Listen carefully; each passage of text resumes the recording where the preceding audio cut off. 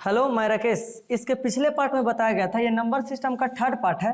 इसके पिछले पार्ट में बताया गया था कि रियल नंबर दो टाइप से होते हैं, एक रेशनल नंबर, एक इरेशनल नंबर। रेशनल नंबर का हिंदी होता है परिमेय संख्या, इरेशनल का होता है अपरिमेय संख्या। इन दोनों का डिफिनेशन अच्छी तरह से दे दिया गया था, इसके बारे में भी अच्छी तरह से बता दिया गया था, दोनों का एग्जाम्पल दे दिया गया था। अब जो समझेंगे ना, थोड़ा सा एक परिमेय संख्या और अपरिमेय संख्या से रिलेटेड कुछ चीजें आता है, उसके बारे में थोड़ा सा समझेंगे। यानी इसमें चार पार्ट में आपको समझना। पहला बोलता है कि एक परिमेय संख्या और एक अपरिमेय संख्या का जोड़, घटाव, गुणा, भाग हमेशा बोला जाता है कि इसका रिजल्ट जो होता है अपरिमेय संख्या आता है, जो कि एक कंडीशन में गलत हो जाता है। ठीक है, हम मानते हैं कि 2 परिमेय संख्या है और अंडर रूट लिख दिया 3, टोटल पूछा जाती है परिमेय संख्या होगा। 2 लिखा हुआ है, -√3 लिखा है, टोटल अगर पूछे तो अपरिमेय। एक परिमेय एक अपरिमेय का आपका प्लस रहे, माइनस रहे, गुना रहे, इसको आप 2√3 लिख सकते हो, या भाग रहे 2/√3, ये टोटल अपरिमेय होता है। लेकिन एक कंडीशन ऐसा आता है जिसमें कि आपको एक परिमेय संख्या और एक अपरिमेय संख्या का गुना जो होता है आपका परिमेय संख्या आता है, जो कि इस रूल को गलत कर देता है। एक परिमेय संख्या एक अपरिमेय संख्या का जोड़, घटाव, गुना, भाग हमेशा अपरिमेय संख्या होता है। लेकिन एक कंडीशन ऐसा आता है जिसमें ये चीजें गलत हो जाती है। आखिर वो कौन सा कंडीशन है जिसमें नियम को गलत कर देता है, यहाँ समझेंगे हम लोग। शून्य परिमेय है और अपरिमेय। आप समझे कि जो शून्य है ना, 0 है, वो आपका परिमेय संख्या है। तो 0 परिमेय संख्या, इसको किसी भी अपरिमेय संख्या से अगर आप गुना कीजिएगा तो इसका रिजल्ट आपको 0 आएगा, अर्थात 0 परिमेय संख्या है और √3 जो है अपरिमेय संख्या है। इन दोनों को अगर हम गुना किए तो रिजल्ट जो हमारा आ गया 0 आ गया, जो कि अपरिमेय संख्या है, जो कि परिमेय संख्या है, सॉरी, जो कि परिमेय संख्या है। अब ये बताइए, रूल तो ये कहता है कि एक परिमेय संख्या और एक अपरिमेय संख्या का जोड़ रहे, घटाव रहे, गुना रहे, भाग रहे, हमेशा अपरिमेय संख्या होगा। लेकिन यहाँ तो एक कंडीशन ऐसा है कि एक परिमेय का अपरिमेय का गुना किया तो हमको क्या आ गया, परिमेय संख्या आ गया। लेकिन आना चाहिए क्या, अपरिमेय आना चाहिए रूल के अनुसार। लेकिन यहाँ पर वो चीजें गलत हो जाती है, यानी ये अपवाद में चलता है। आप इसको नोट में लिख सकते हो। शून्य एक ऐसी परिमेय संख्या है जिसे किसी भी अपरिमेय संख्या से गुना करते हैं तो उसका रिजल्ट अपरिमेय संख्या आता है, अर्थात उसका मान परिमेय संख्या जो प्राप्त होता है। ये अपवाद में चलता है, इसको आप नोट में लिख लीजिएगा। आगे आते हैं। अब जो परिमेय अपरिमेय हम लोग पढ़े ना, ये रियल नंबर का 2 पार्ट हुआ। अब इसमें समझें कि परिमेय संख्या जो है ना, ये भी आपको 2 पार्ट में होता है। अपरिमेय संख्या यहीं पे स्टॉप हो जाते हैं। आप याद रखिएगा, परिमेय का कई सारे एग्जाम्पल होते हैं, लेकिन अपरिमेय संख्या का एग्जाम्पल कम होता है। तो आप ऐसा करें कि परिमेय का एग्जाम्पल ना याद करके आप अपरिमेय को समझ ले, ताकि जिसका काम है अगर वो कट हो जाता है ना, तो आपको इसमें टोटल एग्जाम्पल आपको इंक्लूड हो जाएगा। आते हैं इसमें, समझते हैं कि आखिर अपरिमेय संख्या 2 टाइप से होता है, वो कौन कौन से टाइप। परिमेय अपरिमेय का आपको डिफिनेशन दे दिया गया था। परिमेय संख्या जो होता है ना, आपको 2 टाइप से होता है। एक होता है पूर्णांक के रूप में, एक होता है भिन्न के रूप में। पूर्णांक का मतलब होता है इंटीजर और भिन्न का मतलब होता है फ्रैक्शन। इसको डेसिमल के रूप में भी कई सारे लोग बताते हैं, कई सारे शिक्षक हैं जो इसको डेसिमल के रूप में बताते हैं। लेकिन फ्रैक्शन में डेसिमल को हम लोग समझ लेंगे, क्योंकि डेसिमल से फ्रैक्शन ला सकते हैं, फ्रैक्शन से डेसिमल ला सकते हैं। आप यहाँ समझेंगे। देखिए यहाँ पे आखिर पूर्णांक क्या है, पूर्णांक किसे कहते हैं, व्हाट इज इंटीजर। सबसे पहले तो समझें कि परिमेय संख्या जो हम लोग पढ़े, इसे P/Q के फॉर्म में, जिसका दशमलव प्रसाद शांत या अशांत आवर्ती। अब यहाँ समझें कि जब पूर्णांक है ना, तो पूर्णांक का आसान भाषा में आप समझ सकते हैं कि वैसी संख्या जिसके हर में 1 हो, जो कि हम पीछे लगता है फर्स्ट या सेकंड पार्ट में आपको बताए थे। जिसके हर में 1 रहेगा ना, वो पूर्णांक कहलाएगा। किसी भी चीज को आप लिख दीजिए, यहाँ 1 0 लिख दीजिए, 1 2 3 कुछ भी, -1 -2 -3, इसके नीचे में सब में 1 है, नहीं कुछ तो 1 है। इस सारे आपको पूर्णांक में काउंट होते हैं। जिसके हर में 1 हो उसे पूर्णांक कहते हैं, जिसके हर में 1 ना हो, या जिसके हर में 1 और 0 के अलावा कोई दूसरा अंक हो, उसे हम भिन्न कहते हैं। आप दोनों चीज समझ रहे हैं। भिन्न का जो होता है भिन्न का जो डिफिनेशन होता है थोड़ा दूसरा तरह से होता है। आप ये नहीं बोल सकते हैं कि जिसके हर में 1 हो उसे पूर्णांक कहते हैं, तो सटीक है। लेकिन ये नहीं बोल सकते हैं कि जिसके हर में 1 ना हो उसे भिन्न कहते हैं, गड़बड़ हो जाएगा। अगर 1 नहीं रहेगा तो अगर आप 0 रहेगा ना, तो गड़बड़ हो जाएगा। 1 भी ना हो और 0 भी ना हो, आप समझ चुके होंगे, तब हम उसको भिन्न, यानी 1 और 0 के अलावा कोई दूसरा, तब उसको भिन्न कहेंगे। पहले आइए बारीकी से इसके बारे में हम समझते हैं कि भिन्न क्या होता है। तो भिन्न जो होता है ना, जिसके हर में एक है उसे भिन्न कहते हैं। एग्जाम्पल दे दिए हैं। अब इसका परिभाषा की बात किया जाए तो आपको यहाँ पे लिख दिया गया है, पूर्णांक बता रहे थे, इसमें आपको लिख दिया गया है पूर्णांक इंग्लिश आपका इंटीजर होता है, वैसा परिमेय संख्या, क्योंकि परिमेय से ही टूट के बना है, जिसके हर में एक हो पूर्णांक कहलाता है। अब इसमें बताया गया है कि P बटा Q के रूप में हो। कलर यहाँ चेंज कर लेते हैं, थोड़ा सही नहीं दिख रहा है। आपको बताया गया कि यहाँ P बटा Q के रूप में हो, यानी बटा के रूप में हो, लेकिन Q के जगह पे ना 1 होना चाहिए। यहाँ पे लिखा हुआ है Q बराबर 1, यानी नीचे में 1 होना चाहिए, तब उसको पूर्णांक कहेंगे। अब आगे आते हैं। अब भिन्न क्या होता है जो समझिएगा।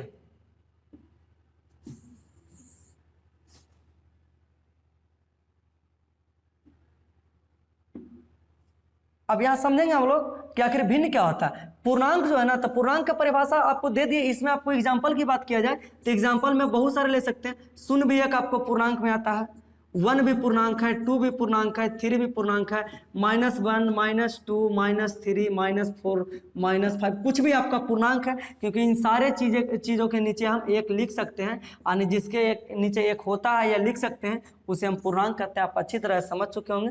फिर आपको बताएंगे टाइप ऑफ इंटीजर, यानी इंटीजर के प्रकार, पूर्णांक कितने टाइप के होते हैं जो बताएंगे। यहाँ पे आता है आपको वैसा परिमेय संख्या जिसके हर में 0,1 ना हो, या ना 0 हो ना 1 हो, यानी 0 और 1 के अलावा कोई दूसरा संख्या या दूसरा अंक हो, उसको हम लोग बोलेंगे फ्रैक्शन, अर्थात भिन्न बोलेंगे। जैसे आप एग्जांपल में लेते हैं 4 लिख दिए, इसके अलावा हम नीचे आप 0 1 ना लिखिएगा, 4/5 लिख दिए, 3/2 कुछ भी आप लिख दीजिए ना, 5/9, 6/7, ये सारे जो कि है ना भिन्न के रूप में आते हैं, अर्थात बटा के रूप में आते हैं। जिसको बटा के रूप में लिख सकते हैं, उसके नीचे 0 और 1 के अलावा कोई दूसरा अंक हो, उसको हम भिन्न बोलेंगे। 0 और 1 के अलावा कोई दूसरा अंक ना हो, यानी आपको दूसरा अंक हो तो उसको भिन्न बोलेंगे, और दूसरा अंक ना हो तो आपको गड़बड़ हो जाएगा, आपको भिन्न नहीं कहलाएगा। आप समझ चुके होंगे। अब आते हैं कि ये जो पूर्णांक समझे ना, पूर्णांक कितने टाइप का होता है, पूर्णांक को हम किस टाइप से समझ सकते हैं, आइए यहाँ एक एक करके देखते हैं। देखिए पूर्णांक जो होता है ना, पूर्णांक भी आपका होता है 3 टाइप का। एक होता है धन पूर्णांक, एक होता है शून्य पूर्णांक, एक होता है ऋण पूर्णांक। इस टोटल के बारे में आपको एक एक चीज के बारे में बताएंगे। धन पूर्णांक का इंग्लिश आप बोल सकते हैं पॉजिटिव इंटीजर, शून्य पूर्णांक का बोल सकते हैं निगेटिव जीरो इंटीजर, और ऋण पूर्णांक का बोल सकते हैं निगेटिव इंटीजर। कुछ लोग इसको सकारात्मक पूर्णांक भी बोलते हैं, सकारात्मक पूर्णांक। कुछ लोग इसको बोलते हैं नकारात्मक। देखिए नकारात्मक, देखिए सकारात्मक, नकारात्मक, कुछ लोग इसको बोल देते हैं उदासीन। हालांकि उदासीन जो है, अगर आगे आप पढ़ते हैं थोड़ा सा नंबर सिस्टम के बारे में डीपली, पूरा गहराई आप जानकारी चाहते हैं, तो उदासीन जो लोग बोलते हैं थोड़ा सा यहाँ पे गलत हो जाता है। आप अगर इसके बारे में, शून्य के बारे में अगर विस्तार पढ़ते हैं, जो शून्य होता है ना 0, इसका खोज आर्यभट्ट ने किए थे। ये भारत देश के बिहार राज्य के पटना जिला से बिलोंग करते थे आर्यभट्ट ने। शून्य का खोज आर्यभट्ट नहीं किए। इस शून्य के बारे में कई तरह से सवाल पूछा जाता है। हालांकि सच में कहा जाए तो आर्यभट्ट बिहार के रहने वाले थे, ये पटना डिस्ट्रिक्ट से बिलोंग करते थे। लेकिन सवाल में आ जाता है कि आर्यभट्ट जो कहाँ के थे, तो ये ऑप्शन रहता है हिंदुस्तान के, पाकिस्तान के, भूटान के, अमेरिका के, इस तरीके से। तो लोग वहाँ खोजते हैं कि ये तो थे बिहार के या पटना के, तो ऑप्शन में है ही नहीं। तो बिहार आपको तब ऑप्शन में रहेगा जब स्टेट वाइज ऑप्शन दिया रहेगा, पटना तब रहेगा जब आपको डिस्ट्रिक्ट वाइज रहेगा या जो भी। लेकिन अगर आप कंट्री के बारे में पूछ रहा है तो वहाँ पे आपको भारत मारना पड़ेगा, क्योंकि वहाँ पे बिहार है ही नहीं। बिहार कहाँ है, पटना कहाँ है, भारत में ही है ना।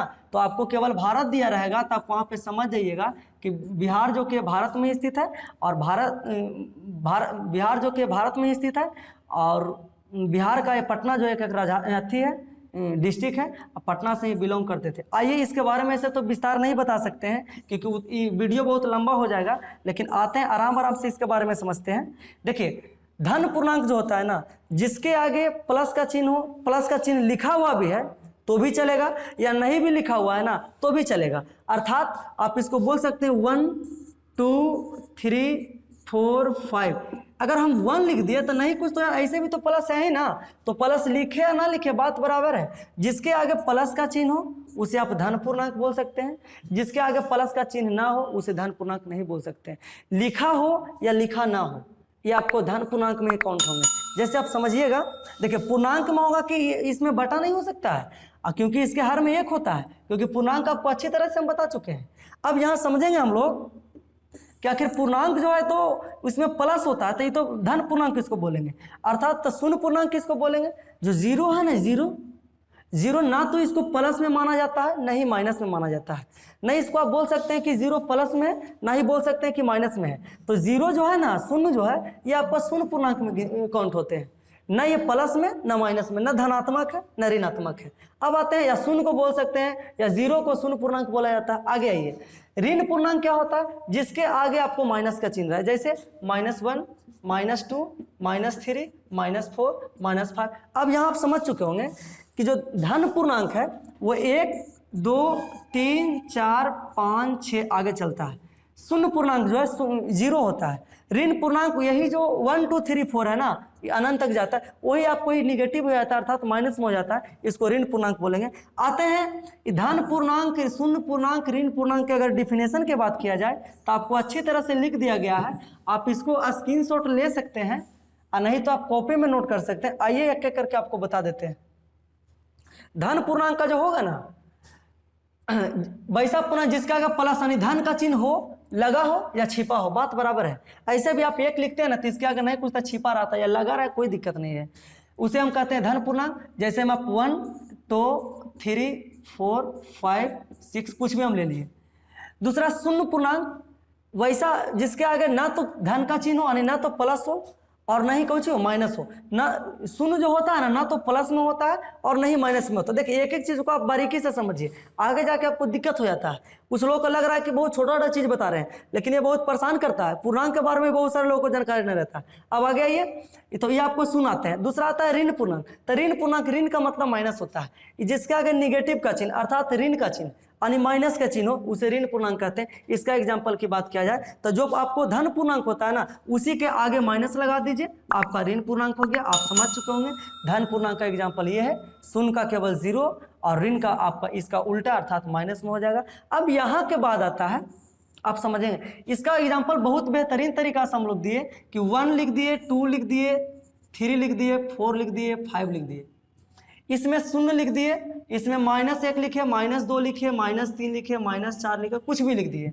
अब यहाँ आइए, इसके बाद जो होता है ना कि आखिर ये जो पूर्णांक के बारे में तो हमको बता दिए।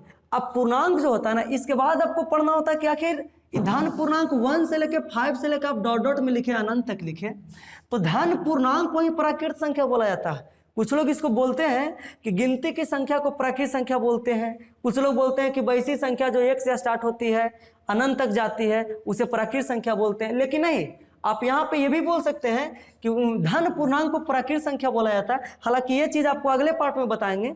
आज के लिए इस पार्ट में इतना ही, और फिर मिलते हैं आपसे अगले पार्ट में। उसमें बताया जाएगा आपको कि प्राकृत संख्या क्या होता है, जिसका इंग्लिश नेचुरल नंबर होता है, होल नंबर क्या होता है, पूर्ण संख्या के बारे में बताया जाएगा। फिर मिलते हैं आपसे अगले पार्ट में।